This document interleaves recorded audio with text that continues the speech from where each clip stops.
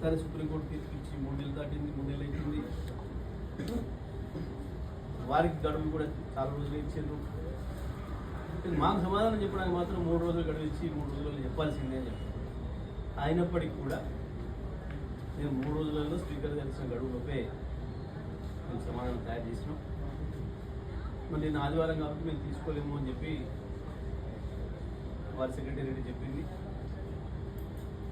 వారు బెంగళూరులో ఉన్నారు, అసిస్టెంట్ సెక్రటరీకి ఇవ్వండి అని చెప్తే ఇది వచ్చి స్పీకర్ గారికి అసిస్టెంట్ సెక్రటరీ ద్వారా సమర్పించింది. ఏంది దీనికి ప్రజలందరూ చూస్తున్నారు. వాళ్ళ నియోజకవర్గ ప్రజలకు తెలుసు, రాష్ట్రంలో ఉన్న ప్రజలందరికీ కూడా తెలుసు,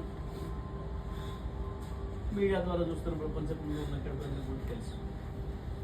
మరి బాబోతూ ఉంటారు.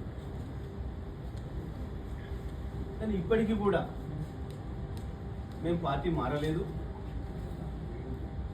మేము ముఖ్యమంత్రి గారు నియోజకవర్గ అభివృద్ధి కార్యక్రమం పోతే ముఖ్యమంత్రి గారు మేము పోయినందుకు గౌరవించాలి కాబట్టి మా మెడలో 3 రంగుల కండువా కప్పిండు. అది జాతీయ జెండా రంగులున్న కండువా. అది మేము కాంగ్రెస్ కండువా అనుకోలేదు కాబట్టి మేము ఏ తప్పు చేయలేదు. మాకు ఇప్పటికి బీఆర్ఎస్ పార్టీ పైన విశ్వాసం ఉంది కాబట్టి మమ్మల్ని సభ్యులుగా కొనసాగించండి అని చెప్పి పాపం 100 ఏళ్ళ కింద పిల్లి ఆతరమైన సందర్భంలో వారి అమాయకత్వాన్ని నిరూపించుకునే ప్రయత్నం చేస్తారు.